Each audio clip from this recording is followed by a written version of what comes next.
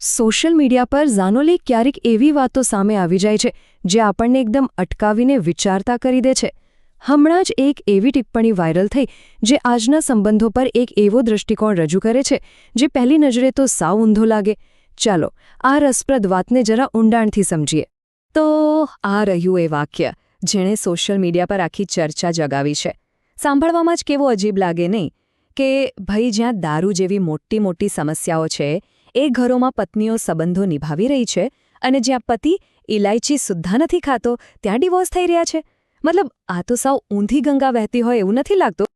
હવે એ તો સાફ છે કે આ કોઈ વૈજ્ઞાનિક સંશોધનનું તારણ નથી.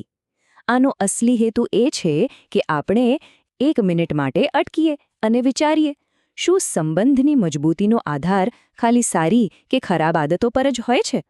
બસ આ વાક્ય આપણને આ જ સવાલ પૂછવા પર મજબૂર કરે છે.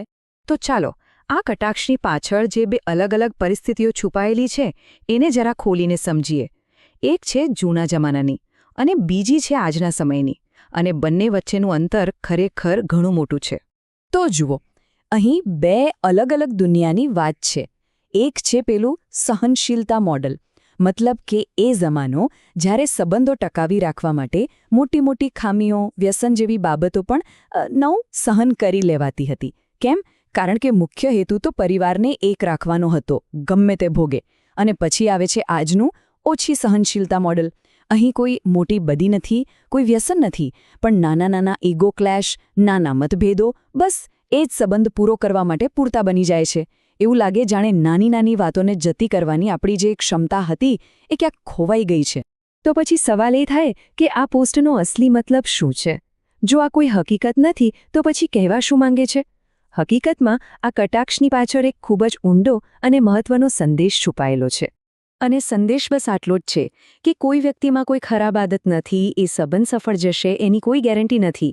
ખરી કસોટી તો પરસ્પર સમજણની છે, એકબીજાના વિચારોને સમજવાની, માન આપવાની વાત છે. અને સૌથી અગત્યનું, એકબીજાની નાની મોટી ભૂલો કે અપૂર્ણતાઓને સ્વીકારવાની વાત છે. આ સમજણ અને સહનશીલતા એ જ સંબંધનો સાચો પાયો છે, નહીં કે ખાલી સારી આદતોનું લિસ્ટ. પણ હા, આ વાતને પૂરી રીતે સમજતા પહેલાં મૂળ પોસ્ટમાં જ એક સ્પષ્ટતા કરવામાં આવી હતી એના પર ધ્યાન આપવું ખૂબ જરૂરી છે, જેથી કોઈ ગેરસમજ ન થાય. આવી પોસ્ટને સોશિયલ કોમેન્ટ્રી કહેવાય છે. એટલે કે સમાજમાં જે કંઈ પણ ચાલી રહ્યું છે, જે બદલાવ આવી રહ્યા છે એના પર કટાક્ષ કરીને કે રમૂજ દ્વારા ધ્યાન દોરવાની આ એક રીત છે. આ કોઈ નિયમ નથી, પણ સમાજની સામે રાખેલો એક અરીસો છે જે આપણને આપણું જ પ્રતિબિંબ બતાવે છે. અને મૂળ લેખકે પણ આ વાત માની છે. તેમણે સાફ સાફ કહ્યું છે કે છૂટાછેડા જેવો ગંભીર નિર્ણય ક્યારેય આવા કોઈ એક સરળ કારણથી નથી લેવાતો. એની પાછળ તો ઘણા જટિલ, ઊંડા અને વ્યક્તિગત કારણો હોય છે. આ પોસ્ટ તો ખાલી એક ટ્રેન્ડ તરફ, એક વલણ તરફ ઇશારો કરી રહી છે, કોઈ અંતિમ ચુકાદો નથી આપી રહી. તો આ આખી ચર્ચા આપણને ક્યાં લાવીને મૂકે છે? આજના સંબંધોને શું જોડી રાખે છે? એના વિશે આ શું શીખવે છે? ચાલો એક અંતિમ સવાલ સાથે આ વાતને પૂરી કરીએ. જુઓ, વર્ષો પહેલાં સંબંધોને ટકાવી રાખવા માટે ઘણા બાહ્ય કારણો હતા. સામાજિક દબાણ, આર્થિક જરૂરિયાતો અને બીજું ઘણું બધું. આજે એમાંના ઘણા કારણો નબળા પડી ગયા છે.